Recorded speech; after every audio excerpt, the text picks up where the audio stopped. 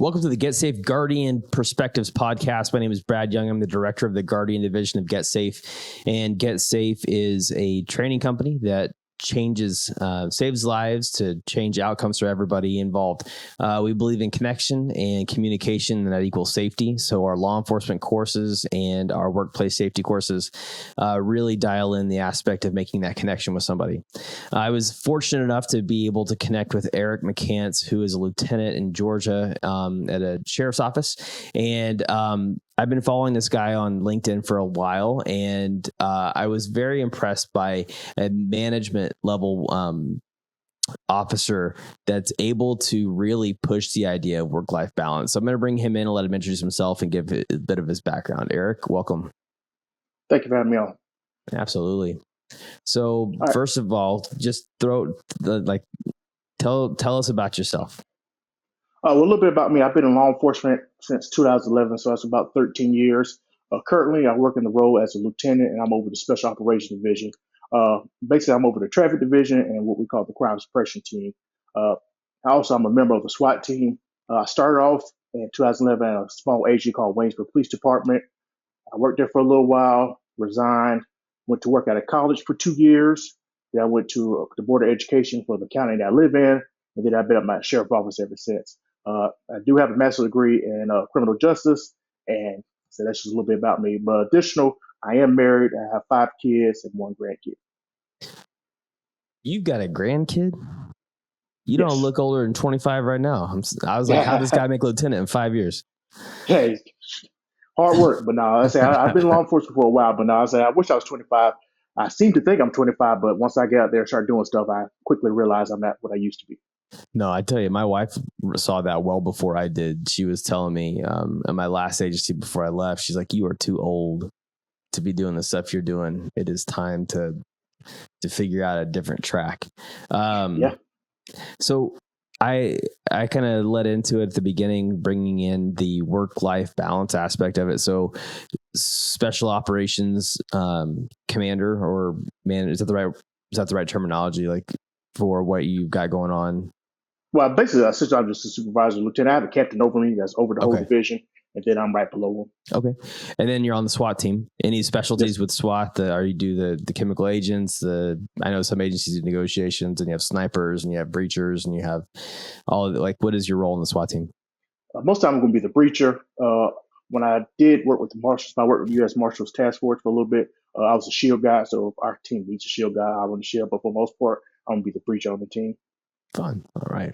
And how does your wife feel about all that? She likes it because she knows I'm passionate about it, but at the same time, she's always weary about it because she says she sees so many things on the news about what's going on with law enforcement and how they're being ambushed and how people are coming to people's houses and just the different craziness that you see on traffic stops. And she worries about me, but she understands that it's a passion for me, but she just always makes sure that I stay safe while I'm out there. So how do you equip your family to recognize dangers and, basically keep themselves safe while you're at work? Well, I always tell them just to be watchful. I say that's most of the time, especially nowadays, we just be so absorbed in our own world. I say you can't be so into your phone that you're not watching your surroundings around you because things can happen quickly. I say just recently in the county I live in, at our mall, we had a shooting go on. Now, granted, one person was trying to shoot that person and they got shot. But like I said, that could have been disastrous with so many people at the mall. And a lot of people just walk around all the day just looking at their phone. They don't look up and all that stuff. And they bump into people and stuff. And I tell people, I say, hey, even my family, put your phone down, especially when you walk in places. Watch out for each other. Make sure you keep a safe distance in between people. And if you feel like something's going on, go ahead and get out the way. Go to the car, do what you need to do. And then if you need to come back inside, you can do that. But like I say, you got to be mindful. You got to always stay watch for your surroundings. And that's why I try to tell them. Yeah. And so that's, you're saying the same things that we talk about. Like you have to keep your head alert instead of, focus on your Instagram, your TikTok, your Snapchat, whatever it is that you're doing on your phone, because that's, that makes you a target of opportunity for the people that want to do bad things. Now we hear from time to time from different people about, things that when you're out in public, like we always would talk about when I was in California, where I was a cop at, we would always say, hey, if I'm out somewhere with my family and I see something that's going, that looks like it's going to escalate, I get my family out and I may have a code word that I say, like, go get me, something. And my wife knows he doesn't like that. So it's time to leave. Do you do that with your family? Do you have and I always don't want to know it. Do you have some sort of unique communication style that lets your wife know that you see something starting to unfold? Well, I don't have a word per se, but like I say, my wife is like me. She keeps her phone with her. So if we're out sitting next to each other, I send her a picture of a vehicle, like an emoji of a car. That means just go ahead and take the kids and go to the car. Like I say, I don't have a Smart. code word, but because no, my kids are not going to be paying any attention, but I'll alert her and then she'll alert everybody else that's around me. Now, are your kids in high school or are they are they younger? What varies the age. So we have one that's already graduated. She's one with the grandbaby. I have another one that's in college. It's taking up dental school. And then I have one that's in middle school, about to go to high school. Then we have two smaller ones that are both in elementary school. Gotcha. So just to line things up, I've got an elementary school kid and then one that's going into high school this year and then one that's going to become an upperclassman this year. So Okay. it'll be interesting to see how the different perspectives of dad happens with families. So my kids, for the most part, grew up with me being a cop and grew up with, my police canine. And so they kind of have an interesting perspective on the world around them. Do you see that with your kids compared to their friends whose families may or may not be in the industry? Yeah, well, my kids look at things differently because I don't want to say they're hyper vigilant, but like I said, I guess they get it from me because they know when I go in a restaurant, like I said, I'm gonna sit certain places. So I got Mm-hmm. to watch, the door. I say I'm always watching people. They always ask me why I'm frowning, and then they start to look the same way. It's not that I'm mad at people, but like I said, I'm always observing people, and it looks Yeah. like I'm mad or I'm scowling at people. But like I said, I'm just always been taught watch people's hands, watch what they're doing, and then you see people all the time with their hands doing crazy stuff, and you just don't know. And like I said, my kids get that from me, and they kind of observing like that. But then my youngest son is kind of like me. I was the youngest of three kids, and he's like me. Uh, he's a fighter. Like I say, I've done martial arts for a long time. That's just how he is. He takes that personality. He'll fight even his oldest brother. He's not going to back down from anybody. Yeah. So he's just one of those people. If you say something to him and he takes offense to it, he's one of those people you just go ahead and show him. And I tried telling him, you got to calm down. But he's like, you kind of act the same way. So it's just how it is. But yeah, just teaching them not to be like on edge like I am all the time. It's Yeah. kind of hard because they see how tense I am. By the time I'm not tense, I'm just really just observing the world, just to make sure nothing crazy is going on because in the times we live in, you just never know. Yeah, you're right. And by the way, I'm going to clip this right here where you just said, you're talking about you're always frowning and people were like, why are you look mad? Because Mm-hmm. I get that everywhere I go. And it's like, that's just how I Mm-hmm. look. It's Yeah. just, and so that way now it's not just me. I appreciate you saying that. Now, you've been a cop for a while now. You do some high speed, low drag, work. Mm-hmm.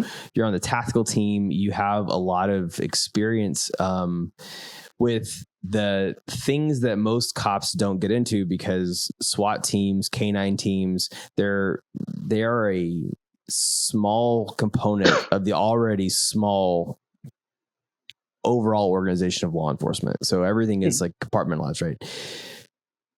How are you processing the things that you do at work so Well, that when you come home, you're not like stuck in that hyper loop of coulda, shoulda, woulda?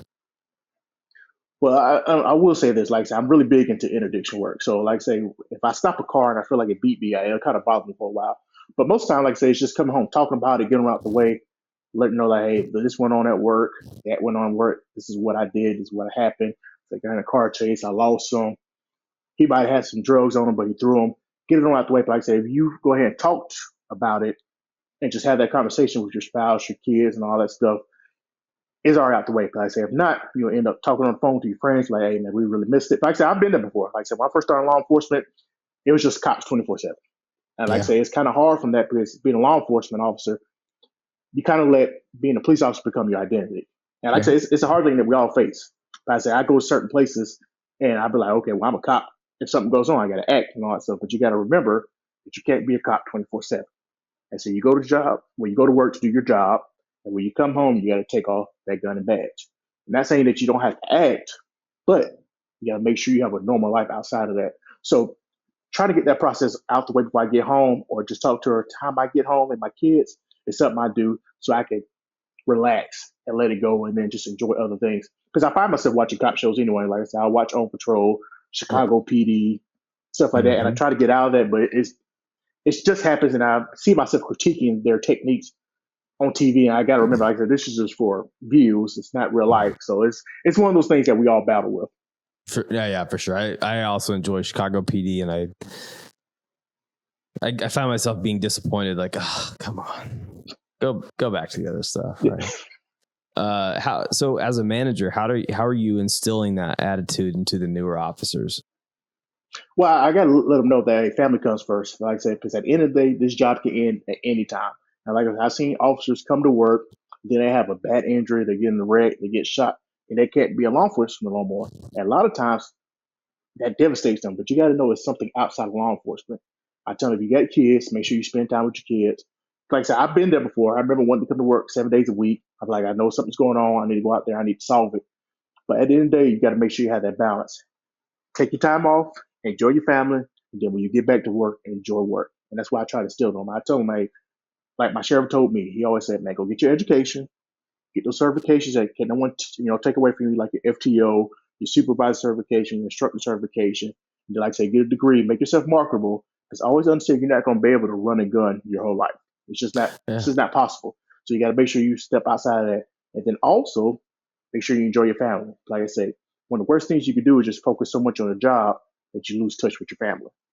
Yeah, I think that's really smart of your sheriff to even push that from the top, because you don't see that often. Like, I remember we ran a peer support team, and one of the things that we asked was like, okay, what happens if you can't come back tomorrow? You get hurt, you get injured, you get fired, something happens, and you can't come back. What are you going to do to pay your bills? Mm-hmm. And that really never gets drilled in at the academy. It's always you're going to lose friends. Your family members are going to distance themselves from you because you're different now. Now, the people left and right of you, they're in the industry, they're your friends, they're your network. This is your new family. But nobody ever really goes into what happens when that's over. And because it could literally be over tomorrow. Yes, sir. Yes, sir. Yeah, my sheriff has always been big on education. He actually had a program with Faulkner University, I believe, is in Alabama, that they get half off to law enforcement.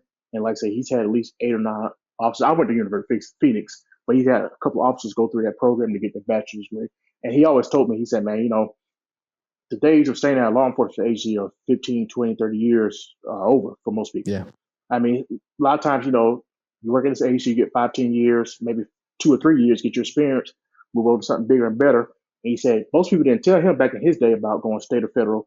And he says, if you can get that opportunity just to think about your family aspect with the retirement and getting there doing your 20 years and getting out, he said, you got to think about that stuff. So he pushes that on his agency.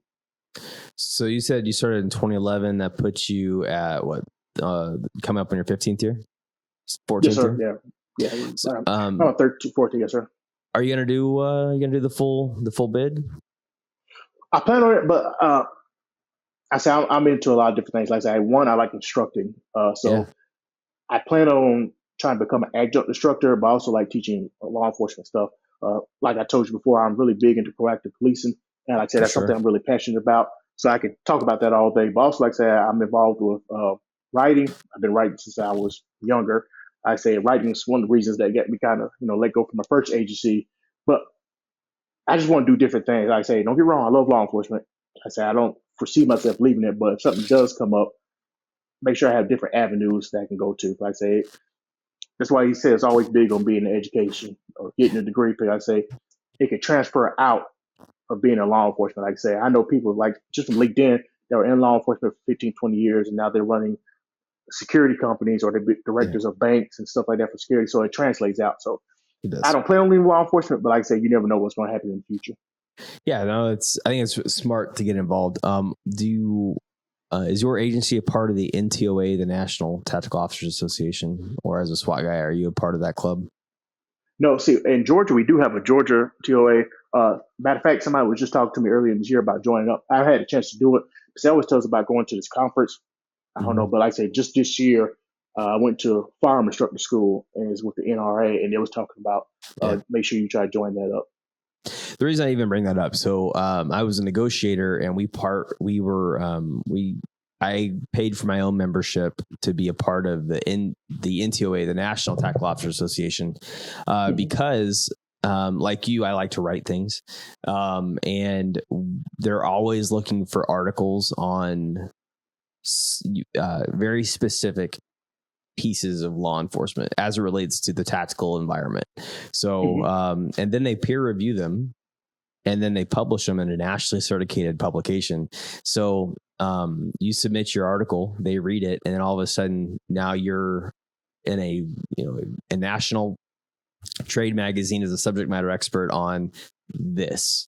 And that'd be a really, I'd like to see what you could get out of that, because I know a lot of guys that have written, and not a lot of guys have the capability to clearly and cleanly articulate a training perspective in pen and paper that makes sense to the masses and actually improves the industry.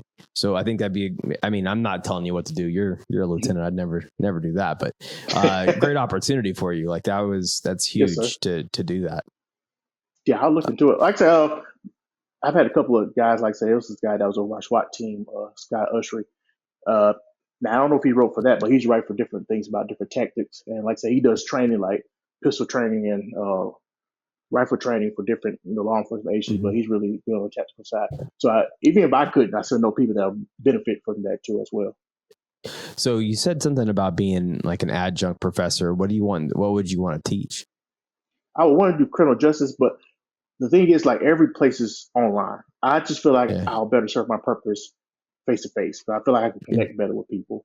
But I understand the importance that, hey, we live in a virtual world most of the time. So we do. It's important. But like I say, I just feel like I'll be better serving people if I was face to face. Now, don't get me wrong, I wouldn't turn down a virtual spot. But I know when I went to school, like most time it was, hey, man, you got your reading assignment, you write your papers, you have your discussions, and then you go from there. What's what happens in virtual class? People are like, yeah. Not only did I get all my Instagram done, but I got my degree. Yeah, and that's how I feel. I just feel like I need to talk to people. Like I said, I'm really good on people like tell you like small stories, and like I'm real big on motivational speakers like Les Brown, Ed Milet, John Rowan, and all stuff like that. So it helps me to be like them, to try to tell people stories so they can visualize what I'm talking about.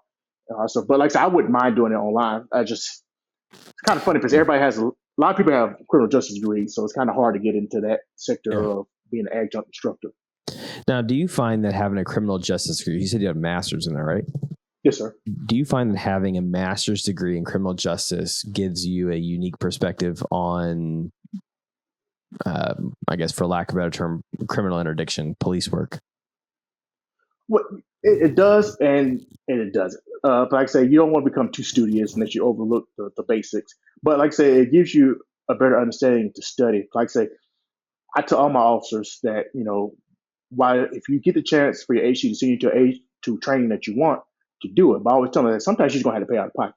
Like I say, for me, every year I'm gonna spend at least $2,000 or $3,000 on training because I like going to different classes, seeing different perspectives. But I know for having my master's degree, I know that I got to sit down and study. I have to visualize it. I got to read it. I got to understand it. So if I see like different case law come out, I go ahead and try to get that out the way so I can understand it and put it into use. Like I say, you never want to go out there and you don't know case law. Like I say, I know some of the best officers that can find drugs and all that stuff, but you got to be able to articulate it. And that's one thing about having your master's degree, you got to write papers. Yep. I believe in writing a good report. And I tell people, write a good detailed report. I say, don't give me those 5-6 sentences telling this and that. I need detail. I want the people that read this report to be able to visualize what happened. And I said, I don't want you to get too far in the weeds of stuff they don't need, but I want them to have a good report. And that's just part of being in the master's degree program, because my instructors make sure that, hey, you articulate what you're talking about and you want the reader to be able to visualize what you're saying. You are 100%.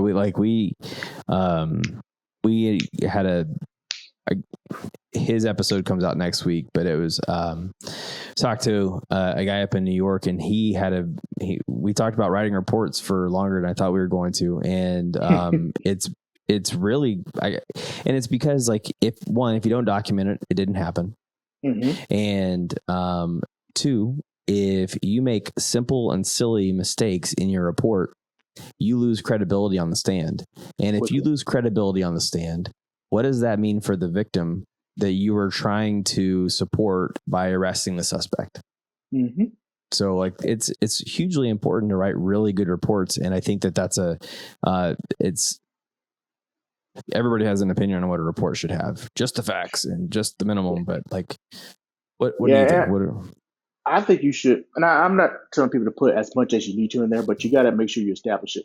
And I talk trash to my guys all the time. I said, man, we compete about like who's gonna make the best case. Like just a couple months ago, I stopped the guy, had nothing else going on besides he had $28,000 cash in there. Couldn't tell me about it and all that stuff. Didn't have no drugs, so I seized it. And I told him, I'm like, hey man, if you can prove you got this money, legally, whatever, you can tell me about it. Like I told him, I said the reason why I want this money is because of the report I wrote. Now, granted, we didn't win the whole thing, and I told him, I said, hey, I don't. That's between the DA and everybody else. But the guy settled with giving half of the money to us and taking half of himself. And I told him, I said, if you took $20 from me, I want my whole 20. That's how you can tell the money was there. But I told him, I said, the importance of the report.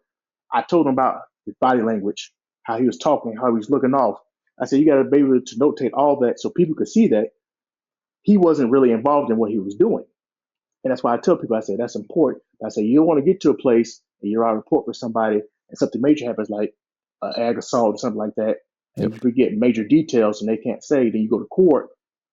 And then the people or your jury doesn't believe you. And then you lose that case. Like I say, it'll come back to the victim. They're like, what do I do now? So that's why I tell people the importance of a report. Like I say, it can make or break a case. And a lot of people don't believe that. But I tell them, I say, a good report can make or break a case. One of the last lines we have in one of our training courses is the best reports are written by officers that have been torn apart on the stand, because that is an uncomfortable feeling. Oh man, I've been there.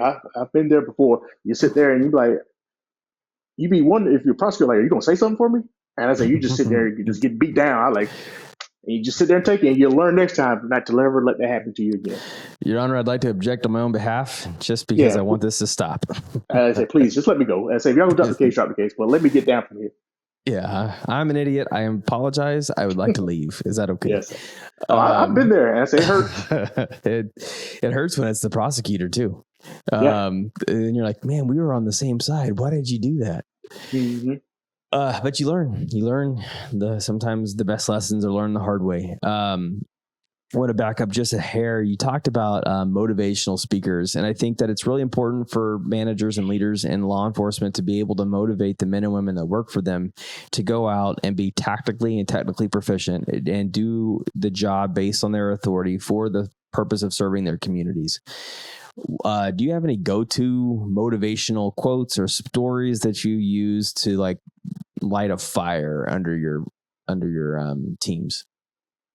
Well, it's a guy that does a class from blue to gold company called Craig Meyer. The company's not called Craig Meyer. His name is Craig Meyer, but he's a police officer down in Texas. But he talks about being in the game, staying efficient. He said, don't let them beat you. And I tell my guys just to watch it. He has an hour video. And I promise you, if you're not a proactive officer, this is going to make you want to go out there and be that type of police. It's simple things that we pay attention to, but we don't really notice, especially if you're not one of those proactive officers. And he talks about it all the time, and he shows videos with it. And I tell my guys, hey, man, this is the motivation you need. But I say, sometimes you're going to get in a stump. You're going to get in a rut where you haven't got nothing in a couple of days. And, especially if you're an addiction officer, you're going to get into those type of moments where you feel like, okay, well, I've been doing this for like a month. I haven't got a case. I said, no, get this video, look at things differently. But sometimes you just need a change of perspective. Change your view, you go to a different spot. But yeah, giving videos like that, but I always give them videos from Les Brown. Got to stay hungry. I say, because it's just something you got to do. If you're going to stay along, you got to stay hungry. You got to stay hungry and wanting to protect those that can't from those that are trying to take things away from them. So just different things like that is what I try to give to them to help keep them motivated. And they like say, it's always nothing wrong with a little friendly competition. Not to take people to jail, but like I say, to find people with illegal guns, people that have the warrants, like drugs, crime. Stuff like that, just to keep them motivated and not beat down. But like I say, at the end of the day, man, law enforcement is a hard job. You see all the time in the news that they're trying to take shots at us, but they don't ever show the good. And I say you can't focus on that. You know what you do, you know your purpose, just keep pushing towards that. I think that's an interesting perspective just to get into the idea that, yeah, cops take the heat for all of the bad. It doesn't matter if one knucklehead did something stupid up in Minnesota or New York or Rhode Island or somewhere that's so far away from us, but then all of a sudden everybody's going to feel the blame and everybody's going to feel the burden of that mistake. But then you look at officers that try to come in and do good, and they have but nobody ever really acknowledges or recognizes that. And as cops, I think that it's really important to recognize that we don't get into this for the accolades, because nobody needs to know that you helped an old lady that got scammed out of her credit card and her social security. Like, that's not their business. That's her business. And in order to prevent the shame that comes from being a victim, because every victim I've ever talked to has felt shame that it was somehow their fault. And even if they did absolutely nothing, they feel this guilt, like something is burning inside of them that it was their fault. To benefit as an officer from their guilt is doing it for the wrong reasons. So it's, I don't know. I think it's just a perspective shift. I like the fact that you said that. How is the community perspective of your agency? Oh, the agency I work in, we work in the county is 835 square miles, but it's only like 25,000 people, so it's a smaller county. But they support our agency. They know what we're out there doing. They know the mission. And like I said, my sheriff is one of those people that's very vocal. He tells them the mission of the agency. He's one of those people that gives his phone number out to everybody in the county. They have something really goes on. If you need his help, just give him a call. And he's real big on being servant leadership. That's He good. said, I'm not here to serve myself, but here to serve others. And he teaches that to us all the time. He says, take the Chick-fil-A approach to law enforcement. He said, now don't be careless and don't mess up your safety, but always make sure that you take care of business and that you're helping people become better. I say, it's more times out of none, they're going to be at their worst moments. They're going to be hurt the most, or they're going to be going through something traumatic. And if you come over there not caring, it's not going to make the situation any better. I say people will remember you more if you care when they're in their darkest moments. And that's one thing that he preaches to us. That's really good. I like that idea. And you don't see that often. I think that one of the things I've been fortunate enough to do is as we travel around, we meet different leadership, different perspectives in leadership and law enforcement. And we had Danny Keel, who's the police chief of Jersey Village in Texas, just outside of Houston. And he was talking about similar idea. And, he says, hey, I get up at 3 a.m. and I go out and I work the road with my midnight crew. And then he called me one day and said, hey man, sorry, I missed your call. I was trying to negotiate somebody out of a building. I'm like, you're the chief. What are you doing? He's like, I was working with my guys. He's like, oh, well, there you go. There you have it. It's, I like that attitude. So if I were to put you in a position to come and teach civilians about law enforcement, not law enforcement adjacent civilians, so no wives, spouses, girlfriends, boyfriends, husbands, whatever, just people that were completely clueless as to beyond what they see on TV about the police, what would you say to them to help explain the purpose of the police so that they recognize that it's not all of the bad stuff that they see in the media? Well, I explained to them basically the mission that we have is that we're here to protect and serve, but also we're here to care for, like I said, this is our community. I always tell people, I say, while Road Patrol is very important, it's the backbone of the agency and all these other divisions, your community service division is very important to let people know that you're out there to care. Like I said, I know for our community service division, in which I would show the people that's never been around law enforcement, is what they do. Like if somebody's house is catch on fire, they don't have anything, we're going to try to take up donations for them. We're going to try to get clothes for them. I say it's more than just taking people to jail, and I want people to understand that. Now, while it's part of our job to write tickets, take people to jail, do all the other stuff, our other job is to make sure that the community is safe. And sometimes make sure they're safe is make sure that their well-being is right. They need food or they need some help to try to get a job. We do that. I say just even last week, my sheriff had a program that's called Rural Diplomas. And basically it goes around the county for individuals that don't have high school degrees. And these are people from 1920 all the way up to 60, 70 and it helps them get a degree. And he says, and I tell people all the time, he said, people are less likely to commit a crime if they have a high school degree. Not saying that they won't do it, but I say it helps out. And some people don't see the point of that, but like I say, if you understand and look at the statistics, most of the time, people who don't have a high school level education commit more crimes than those that do. And it's just little simple things like that to get them to see the bigger picture of law enforcement. Yes, we're going to take people to jail. Yes, we're going to write your tickets. Yes, we're going to give you warnings. We're going to break up your parties when bad things happen.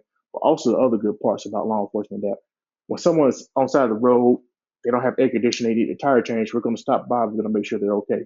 If we can't change the tire, we're going to take you to the station, let you wait for a tow truck, different things like that. And we just got to get people to see that other side of law enforcement. Now, we're not doing it for paparazzi reasons or for the views and all that, but they got to understand that, hey, we're out here for the community. We're not out here just to lock people up and put them away. Do you have anybody in your community that's just completely anti-police and just constantly tries to get you in that gotcha moment? Not necessarily you specifically, but just any of the people that you work with. No, sir. I said our issue, we really don't even have those type of problems. Now, every now and then you have a First Amendment auditor come through, but even those people, like I say, if you know what you're talking about, they're not going to really bother you. And like I say, the problem that most people have with people like that is that they fall into that trap. I say, you don't give me attention, they're not going to keep bothering you. I say, you need to do something. You need something from us, the law enforcement aspect. No, with this and that. Well, sir, you have a good day and you be safe. But most people fall into that trap of trying to argue with people. And I tell my guys all the time, I say, don't try to play lawyer on the side of the road with people. Yeah. Do your job and go from there. We used to tell people in a parenting class, we used to have to run a parenting class as a part of the school resource officer program. And one of the key takeaways was 2 people can't argue if one won't.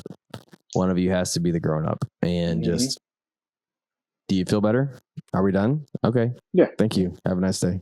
Appreciate it. So what top 3 things would you give a brand new first day on the job officer as he or she is putting on their boots and getting ready to hit the street? You stop them and say, hey, I'm going to give you 3 words or 3 things to consider for the rest of your career. What 3 things are you giving me as advice? 1, patience. I say, you got to learn patience in law enforcement. Like I say, if you don't have it, it's going to be a bad ride for you. Like I say, you got to understand patience. Like I say, I've been on calls where you've been out there for 2 hours trying to figure out what's going on. At the end of the day, it's just 2 people mad at each other and it becomes a civil issue. So you got to make sure you have patience. Also, education. You got to stay learning, whether that's from getting your degree or that's going to different training outside of your agency. You got to make sure you stay educated. And the other one is make sure you practice safe techniques. I know a lot of people, like I said, we always get into this argument with people at my agency about doing passenger side approaches. I say, I don't get into arguing with people. I just always say, it's always safer for me and for my guys to do passenger side approaches. They're like, well, they always put you driver side. I say, passenger side, you can see more of what's going on in the vehicle, but also it eliminates you from getting struck by a vehicle by 75%. I say, you can catch a lot more on that passenger side. And like I said, just always about being safety. Like I say, never go into a room by yourself, never search a vehicle by yourself, just different things like that. But like I said, as a young officer, you're going to do those type things. You're going to forget about it. You're going to go, I say, just remember to be safe, be patient, and then all about education. That's really good. I didn't plan on asking this question, but at night, you pull somebody over. What are you doing with your wig-wag lights? Well, for me, go ahead. I'm gonna leave the back ones on. I'm gonna have my takedown lights on. I'm gonna have my spotlight on. Like I say, I'm in a low profile car, so I don't have a light bar. But like I say, I have the lights on the back. I have my takedown bar on the front. I have my takedown light on right there. But like I tell people, I say, when I got the car, I'm getting out the car and I'm going around my car to come up that way. I say, you want to create that element of surprise, not to scare people. Like I say, I've seen videos of people waiting for the officer to approach on the driver's side with a gun. So that's why I tell people, but I say, you want to put those, especially that spotlight on the driver's side mirror. And I say you want to try to get that rear view mirror with the light and all that stuff. You just want to have an element of surprise. And then once you get there and talk to them, if they feel uncomfortable, you let them know why. Well, this is why I did this and that. I say it's all about communication. And being a good communicator is going to help you in law enforcement. If you communicate with people, you'll be a lot more successful. That's true. Do you have negotiators in your SWAT team, or is that a separate discipline that gets married with SWAT when needed? No, we have two negotiators attached to the SWAT team. Okay. Have you been to any of the negotiator schools or trainings? If I could recommend a class, that would be the one. I honestly feel that a negotiation and like a real negotiator school does far more for a patrol officer than a CIT school. And now, before anybody gets upset about me saying that, CIT was originally supposed to be for officers with 2 to 3 years of street experience, so that they had some level of understanding of how people operate in their own environment. And then you're applying like mental health and de-escalation aspects to it. But it just got turned into everybody needs to be CIT trained. So let's do it in the academy. And the recruits in the academy are like, I have no idea what any of this means because I've never really experienced it or seen it. Mm-hmm. But a negotiator class, it's still 40 hours. You're going to sit in it and you're going to learn how to actively listen. You're going to talk about that patience, how to build rapport, how to use empathy to cross that bridge where that goes over division. And then you talk about influence and behavior change. And there are those other aspects of it that don't necessarily are necessary for patrol, but just a basic negotiator class for patrol would escalate your communication level so high that you'd be like, wow, it'd help in interdiction work, in traffic stops, in investigations, because you're learning how people think and operate in a way that makes sense. And it gets into like the brain and how it processes information, and a good cop recognizes these things and they're savvy to be able to position themselves. You might appreciate this. I used to use an analogy as like, if I'm trying to clear a room and I go down and I reach a hallway, now I can only see a limited amount from the edge of that wall on. But if I take a step back and I pie the corner, I have a wider perspective. I'm not telling you have to do it my way. I'm just trying to give you a little bit of wider perspective so that you can see more and maybe you can have a more fruitful investigation. And that's that I guess is my soapbox on communication stuff.